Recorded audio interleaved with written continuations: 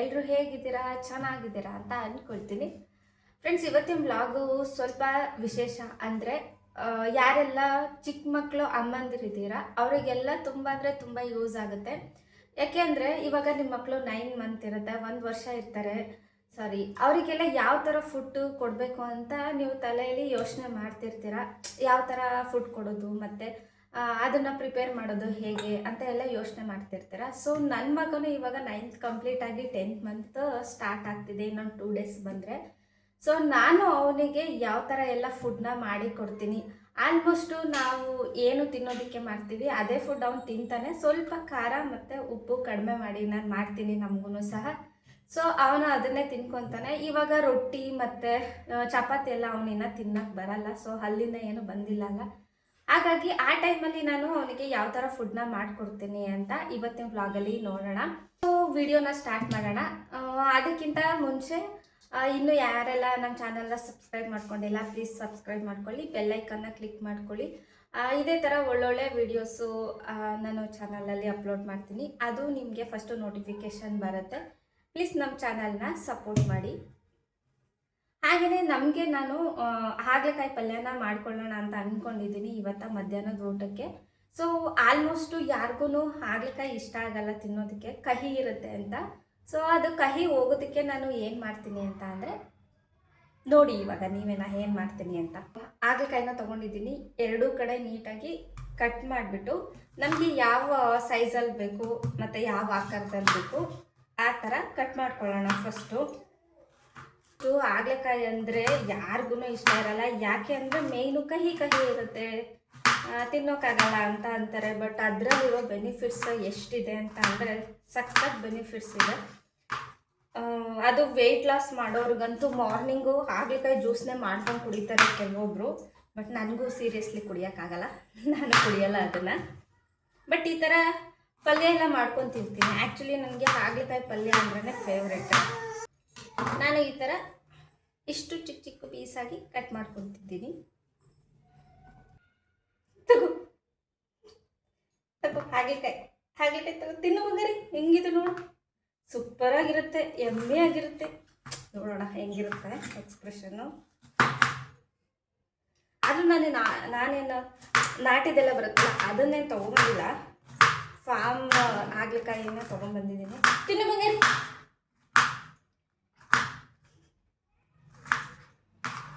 ಹೆಂಗೆ ತಿಂತಾವ್ ನೋಡಿ, ಕಹಿ ಆಗ್ತಿಲ್ಲ ಬಂಗಾರಿ. ಎಲ್ಲ ಈ ಥರ ಕಟ್ ಮಾಡ್ಕೊಂಡಿದ್ದೀನಿ. ಇವಾಗ ಇದಕ್ಕೆ ನಾನು ಮಜ್ಜಿಗೆನ ಆ್ಯಡ್ ಮಾಡಬೇಕು.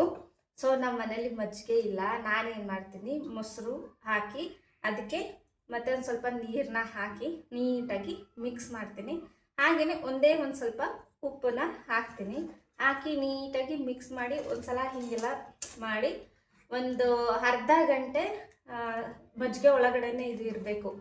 ಅದಾದಮೇಲೆ ನೀಟಾಗಿ ಹಿಂಡ್ಕೊಂಡು ತೆಗೆದ್ರೆ ಆಲ್ಮೋಸ್ಟು ಒಂದು 70 to 80% ಕಹಿ ಹೋಗುತ್ತೆ. ನಾನು ನಾಟಿ ಹಾಗಲಕಾಯಲ್ಲಿ ಯಾವಾಗಲೂ ಮಾಡಿಲ್ಲ, ಅಂದರೆ ಅದು ತುಂಬ ಕಹಿ ಇರುತ್ತೆ, ಎಷ್ಟು ಹೋಗುತ್ತೆ ಅಂತ ಗೊತ್ತಿಲ್ಲ. ಸೊ ನಾನು ಇದರಲ್ಲಿ ಮಾಡಿದ್ದೀನಿ, ಖಂಡಿತ ವರ್ಕ್ ಆಗುತ್ತೆ. ನೀವು ಒಂದು ಸಲ ಟ್ರೈ ಮಾಡಿ ಬೇಕಿದ್ರೆ. ನಾನು ವಿಡಿಯೋ ಸ್ಟಾರ್ಟಿಂಗಲ್ಲೇ ಹೇಳ್ದಂಗೆ ಪಾಪುಗೆ ಇವತ್ತು ನಾನು ಯಾವ ಫುಡ್ನ ಮಾಡ್ತಿದ್ದೀನಿ ಅಂತ ಅಂದರೆ ಪಾಲಕ್ ಕಿಚಡಿನ ಮಾಡ್ತಿದ್ದೀನಿ. ಇವತ್ತು ನಾನು ಒಂದು ರೆಸಿಪಿ ಅಷ್ಟೇ ಇವತ್ತಿನ ವ್ಲಾಗಲ್ಲಿ ನೋಡ್ತೀರಾ. ನೆಕ್ಸ್ಟು ನಾನು ವ್ಲಾಗಲ್ಲಿ 3 ರೆಸಿಪಿನ ಹಾಕ್ತೀನಿ. ಇವಾಗ ಫಸ್ಟ್ ರೆಸಿಪಿ ಹೇಗೆ ಮಾಡೋದು ಅಂತ ನೋಡೋಣ.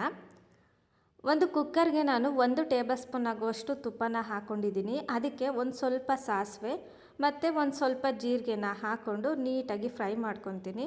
ನೆಕ್ಸ್ಟ್ ಅದಕ್ಕೇ ಸಣ್ಣದಾಗಿ ಕಟ್ ಮಾಡ್ಕೊಂಡಿರೋವಂಥ ಬೆಳ್ಳುಳ್ಳಿ ಮತ್ತು ಸ್ವಲ್ಪ ಶುಂಠಿ, ಆಮೇಲೆ ಒಂದು 4 ಕಾಳುಮೆಣಸು ಹಾಕ್ಕೊಂಡು ಮತ್ತು ಅದನ್ನು ನೀಟಾಗಿ ಫ್ರೈ ಮಾಡಿಕೊಂಡು, ನೀವು ಬೇಕಿದ್ದರೆ ಆನಿಯನ್ ಹಾಕ್ಕೊಳ್ಳಿ. ನಾನು ಆನಿಯನ್ ಹಾಕ್ಕೊತಿಲ್ಲ, ಒಂದು ಸ್ವಲ್ಪ ಟೊಮೆಟೊನ ಹಾಕ್ಕೊಂಡು ಆಮೇಲೆ ಎಲ್ಲದನ್ನು ನೀಟಾಗಿ ಫ್ರೈ ಆದಮೇಲೆ ಒಂದು ಸ್ವಲ್ಪ ಸಣ್ಣದಾಗಿ ಹೆಚ್ಚಿಟ್ಕೊಂಡಿರೋವಂಥ ಪಾಲಕ್ ಸೊಪ್ಪನ್ನ ಹಾಕ್ಕೊಂಡಿದ್ದೀನಿ. ಇವಾಗ ತುಪ್ಪದಲ್ಲೇ ಪಾಲಕ್ ಸೊಪ್ಪನ್ನು ಸ್ವಲ್ಪ ಫ್ರೈ ಮಾಡಿಕೊಂಡು ಅದಕ್ಕೆ ಒಂದು ಚಿಟಿಕೆಯಷ್ಟು ಅರಿಶಿಣ ಮತ್ತು ನಾನು ಮೊದಲೇ ನೆನೆಸಿದ್ದೆ ಬೇಳೆ ಮತ್ತು ಅಕ್ಕಿನ ನೀಟಾಗಿ ವಾಶ್ ಮಾಡಿ ನೆನೆಸಿಟ್ಟಿದ್ದೆ.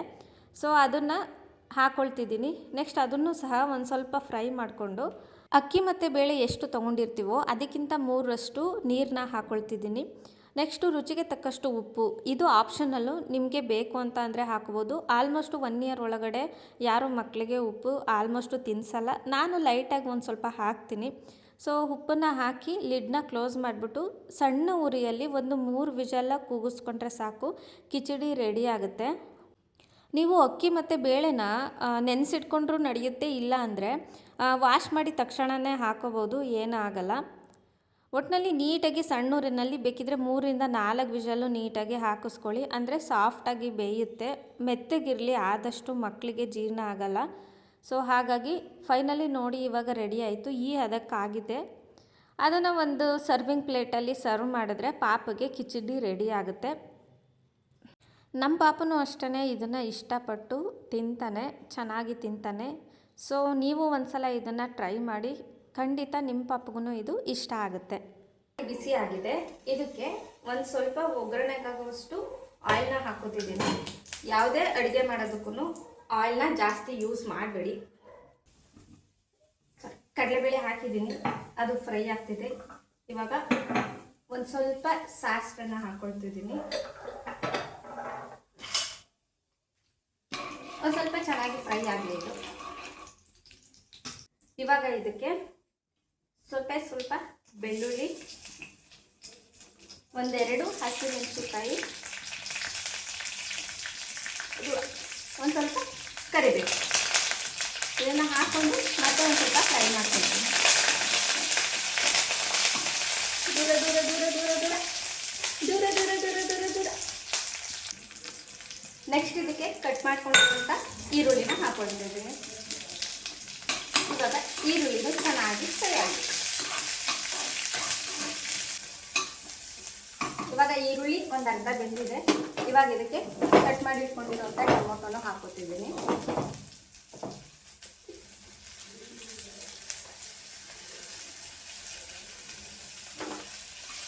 ಬೇಗ ಫ್ರೈ ಆಗಬೇಕು ಅಂದರೆ ಏನು ಮಾಡಬೇಕು, ಸ್ವಲ್ಪ ಉಪ್ಪು ಹಾಕಬೇಕು. ಸ್ವಲ್ಪ ಉಪ್ಪನ್ನ ಹಾಕುವಾಗ ಎರಡು ನೀಟಾಗಿ ಫ್ರೈ ಆಗಿದೆ.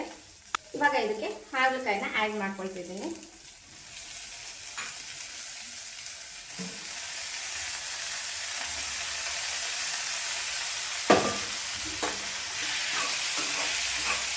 ಹಾಗಲಕಾಯಿನ ಒಗ್ಗರಣೆಯಲ್ಲಿ ನೀಟಾಗಿ ಫ್ರೈ ಮಾಡಿಕೊಂಡು ಮತ್ತೆ ಬೇಕು ಅಂದರೆ ಸ್ವಲ್ಪ ಉಪ್ಪನ್ನ ಹಾಕಿ, ನಿಮಗೆ ಬೇಕು ಇಷ್ಟ ಆಯಿತು ಅಂತ ಅಂದರೆ ಮೇಲ್ಗಡೆ ಸ್ವಲ್ಪ ತೆಂಗಿನ ತುರಿನ ಉದುರಿಸಿ ಸರ್ವ್ ಮಾಡಿದ್ರೆ ಹಾಗಲಕಾಯಿ ಪಲ್ಯ ರೆಡಿ.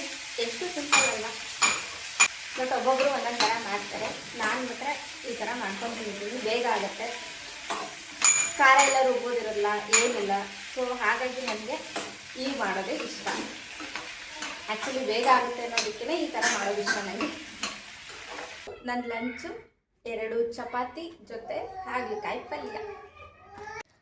ನಾನು ಅಡುಗೆ ಮಾಡ್ತಿರ್ಬೇಕಾದ್ರೆ ನಮ್ಮ ಪಾಪು ಸ್ವಲ್ಪ ಕೂಗಾಡ್ತಿದ್ದ, ಅದು ಸ್ವಲ್ಪ ಡಿಸ್ಟರ್ಬ್ ಆಗಿರ್ಬೋದು ನಿಮಗೆಲ್ಲ.